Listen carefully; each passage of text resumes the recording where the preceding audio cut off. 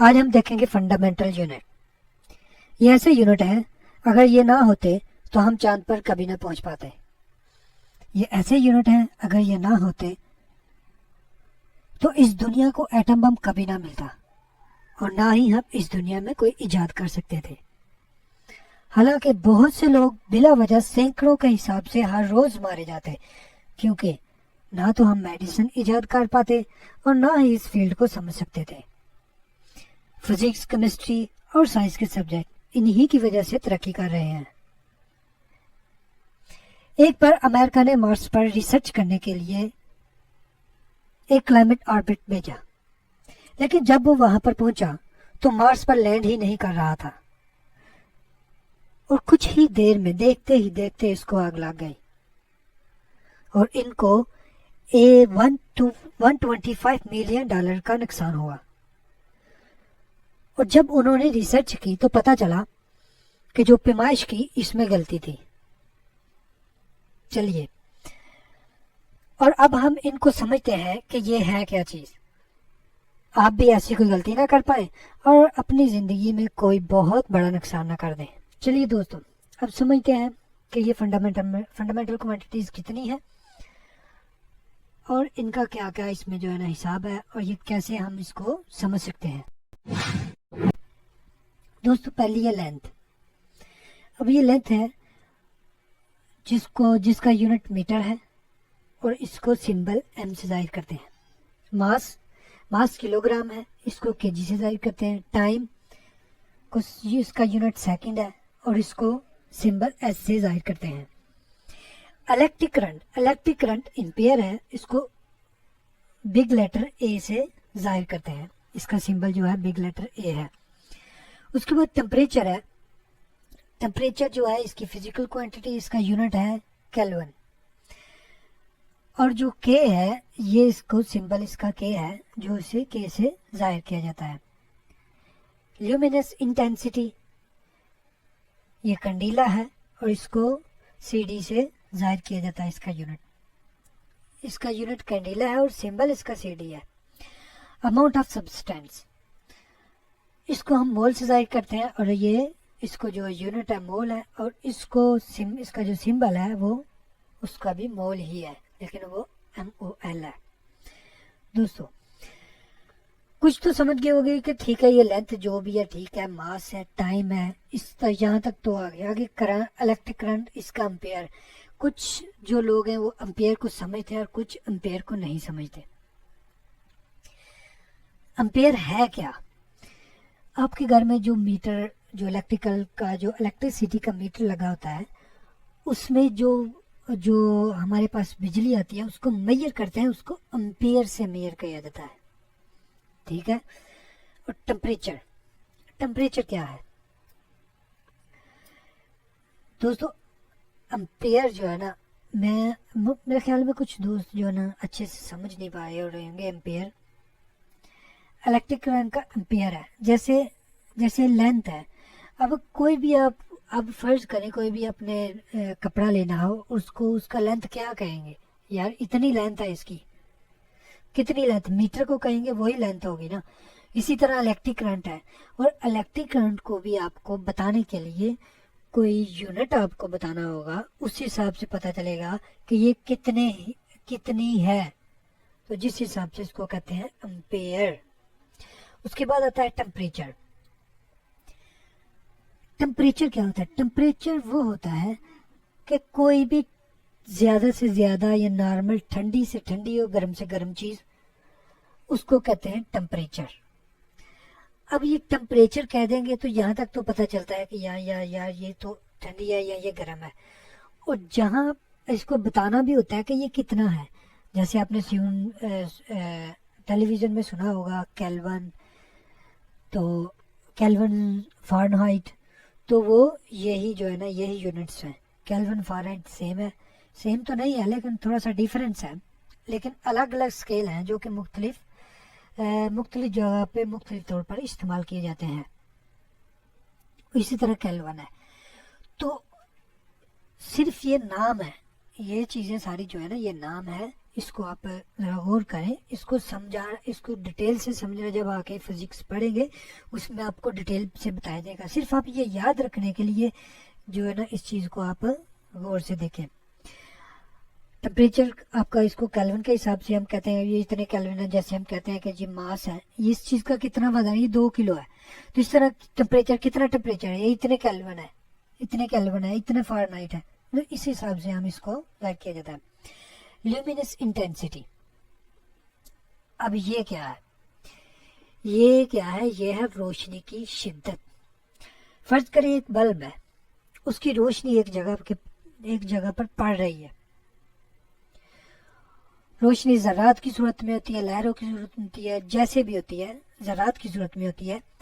वो एक जगह पे पड़ रही है, लेकिन वो जिस जगह पे पड़ रही है उसकी कोई शिद्दत है, मतलब कुछ तो शिद्दत है ना, मतलब कोई जिस तेज़ी से पड़ रही है उसकी शिद्दत को जाहिर करने के लिए ल्यूमिनेट इंटेंसिटी का जो यूनिट उन्होंने निकाला कंडीला, यानी कि CD इतना कंडीला, यानी कि कंडीले का हिसाब से उन्होंने यूनिट निकाल के उसको बताया कि अगर इतने कंडीले पड़ रही है, अगर इतनी रोशनी होगी तो ये कंडीला है, इतनी होगी 2 कंडीले। इस हिसाब से इसको बताया जाता है। आगे अमाउंट ऑफ सब्सटेंस, ये क्या है, ये भी बहुत आसान है, ये होता है मोल। अब ये चीज़ होती है, फर्ज करें कि आपके पास एक पत्थर है। अब आप उस पत्थर को कैसे बताएंगे कि ये, मतलब ये कितने, इसमें कितने ज़र्रात हैं। अब आपके पास बहुत छोटे से छोटा ज़र्रा है, उसके अंदर भी बहुत से एटम्स होते हैं, लेकिन इन्हीं चीज़ों को मेजर करने के लिए उन्होंने उसको नाम दे दिया मोल। अब ये मोल की, इसको अगर मैं आपको समझाने लग जाऊंगा, आपकी दूसरी चीज़ भी आपके जहन से निकल जाएगी। इसीलिए मैंने इसी को आपको सिंपल सा बताने के लिए ये चीज़ बताई है कि मोल क्या चीज़ है, एक यूनिट है, कंडीला एक यूनिट है, केल्विन एक यूनिट है, एम्पियर, सेकेंड, और जिसका टाइम को आपने बताना होता है, भाई इतना टाइम है हमारे पास, मतलब क्या टाइम हुआ है। आप कहते हैं 1 घंटा हुआ है, 26 मिनट हो के, तो 5 सेकेंड हुआ है। मतलब आप इस तरह बताते हैं, एक बताते हैं, यूनिट बताते हैं, तभी किसी को समझ आती है कि यार ये इसका, ये जो है ना, ये यूनिट है, ये कंडीला है, ये जो इसका यूनिट है, और उसी हिसाब से आप को समझ आती है। तो दोस्तों, फिजिकल क्वांटिटी जो साइंस में है यही 7 है, इनके अलावा कोई क्वांटिटी नहीं है। और इसी से इस वर्ड को आप देखें तो इन्हीं 7 क्वांटिटी से चल रहा है। लेंथ है, दूर से दूर लंबाई है, मास है, ज़्यादा से ज़्यादा वजन, टाइम है, कितना टाइम हुआ है, इलेक्ट्रिक करंट है इसको मापने के लिए, टेम्परेचर है। अब जो भी चीज़ अपने पैमाइश करनी हो, सोचनी हो, कुछ भी करना हो ना, इन्हीं यूनिट से आप बाहर नहीं जा सकते हो। आपको इन्हीं यूनिट में पैमाइश निकालनी पड़ेगी और सारा कुछ इन्हीं यूनिट में करना पड़ेगा। दोस्तों, अब बात आती है ड्राइव्ड क्वांटिटीज़ की। अब ड्राइव्ड क्वांटिटीज़ क्या होती है, चलिए देखते हैं ड्राइव्ड क्वांटिटीज़ क्या है।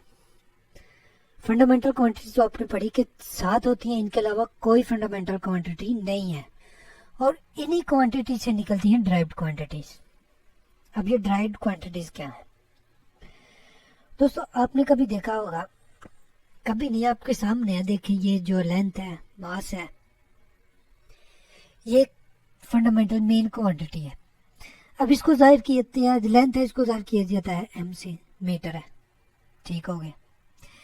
अब हम जब आगे देखते हैं, ये अगर फर्ज करें 1 मीटर है, अगर किसी ने कपड़ा लेना है आधा मीटर, तो आप क्या कहेंगे? अगर आधे से भी आधा मीटर लेना होता है तो आप क्या करेंगे? आपको चाहिए हेल्प तो आप लेंगे फंडामेंटल क्वांटिटी की, लेकिन आगे आप जो जिसकी हेल्प से आप बताएंगे वो आपको इस्तेमाल करनी होगी, वो निकालनी पड़ेगी आपको ड्राइव्ड क्वांटिटी।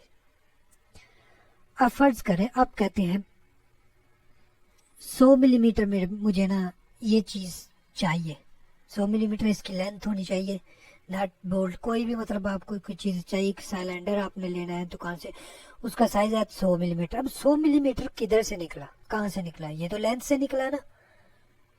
तो ये ही चीज़ है ड्राइव्ड क्वांटिटीज। अब देखें मास, ये सिर्फ आपका मैं एक कॉन्सेप्ट क्लियर कर रहा हूँ। अब देखते हैं मास क्या है। मास भी सेम इसी तरह है कि इसमें से ड्राइव्ड क्वांटिटीज कैसे निकलती है। अब मास है, अब किसी के पास जाते हैं तो आप क्या कहते हैं, मुझे किलोग्राम दे दो। क्या किलोग्राम कहेंगे? नहीं, आप कहेंगे मुझे आधा किलो दे दो। अब इसमें ग्राम भी आते हैं, किलोग्राम भी आते हैं, टन भी आते हैं। यानी कि इसी हिसाब से जो चलती है, इसको बताने के लिए, फंडामेंटल क्वांटिटी को बताने के लिए आगे जो हम इस्तेमाल करते हैं उसको हम कहते हैं ड्राइव्ड क्वांटिटी। ठीक है। अब जैसे डेंसिटी है, अब इसमें से बहुत सी क्वांटिटी, ये ड्राइव्ड क्वांटिटीज बहुत ज़्यादा है, अनलिमिटेड है, क्योंकि ड्राइव्ड क्वांटिटी हम आए दिन बहुत सी चीज़ें देखते रहते हैं, निकालते रहते हैं, तो ये ड्राइव्ड क्वांटिटी बहुत ज़्यादा है। अब जैसे देखें जैसे एक एरिया है, एरिया का मैंने पहले भी बताया कि जैसे फर्ज करें कि आप एरिया में क्या करेंगे, वॉल्यूम है। अब वॉल्यूम का क्या है, 3 मीटर है। अब ये भी मीटर से ही निकला है, एरिया ये भी मीटर से ही निकला है। और एरिया को कैसे ज़ाहिर किया जाता है, लंबाई ज़रब चौड़ाई। अब वॉल्यूम को देखा जाए तो लंबाई, चौड़ाई और ऊंचाई, और इसका आ जाता है m3। आगे डेंसिटी। अब डेंसिटी का क्या है, अब डेंसिटी तो किलोग्राम से। अब इसमें से दो चीज़ें आ रही है, एक आ रही है डेंसिटी केजी में आ रहा है, और दूसरा आ रहा है, इसमें आ रहा है मीटर में। अब किसी भी चीज़ का आपने बताना हो कि इसकी डेंसिटी क्या है, और डेंसिटी क्या चीज़ होती है, डेंसिटी ये होती है कि कोई चीज़ कितनी थिक है, वो उसकी डेंसिटी है। ठीक है। और कितनी थिक है और इसमें कितना मास है, वो उसकी डेंसिटी है। और उसका वॉल्यूम भी तो बताना है ना, यानी कि ये कितनी लंबी है, कितनी ऊंची है और कितनी गोल है, और उसके हिसाब से इसके लगेगा डेंसिटी में लगेगा इसका वॉल्यूम। तो इसमें डेंसिटी में इसी तरह से इसको ड्राइव्ड क्वांटिटी इस तरह से बनाई गई है।